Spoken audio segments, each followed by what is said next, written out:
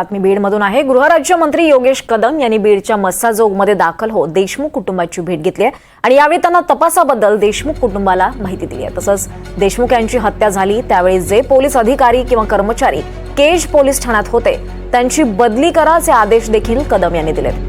आरोपींना ज्यांनी सहकार्य केलं त्या कर्मचाऱ्यांना सोडायचं नाही असेही आदेश कदम यांनी दिले।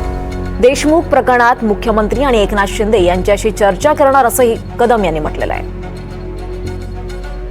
100% अपयश असं म्हणणार नाही। नक्कीच या अगोदर जे पोलीस प्रशासन होतं त्यांच्यावरती नक्कीच प्रश्नचिन्ह होते आणि त्यांच्या ढिसाळ कारभारामुळे कदाचित त्या व्यक्तीला पळून जायला तिथे मदत मिळालेली आहे।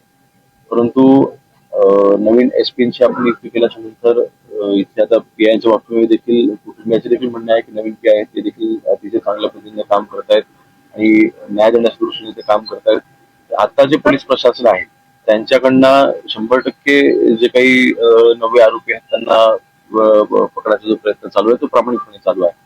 मला विश्वास आहे आज न उद्या शेवटी ती व्यक्ती काही कुठे जास्त पळू शकणार नाही।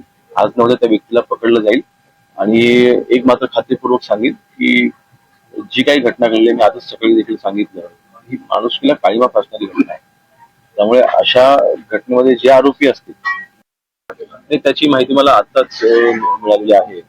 संपूर्ण माहिती घेऊन मी त्या बाबतीत सगळी सखोल चौकशी करायला लावेन आणि ह्या घटनेच्या नंतर बीड जिल्ह्यामध्ये अन्य तालुक्यांमध्ये जे काही जाणूनबुजून गुन्हे दाखल करणं तिथे काही यंत्रणा हलवणं असे जे काही प्रयत्न चालू आहेत त्याच्यावरती लक्ष आम्ही ठेवलं पाहिजे अशा पद्धतीच्या सूचना मी आजच एसपी साहेबांना देणार आहे। जी घटना आपण मला सांगते त्या बाबतीत मी संपूर्ण माहिती घेऊन त्याच्यावर मी कार्य करायला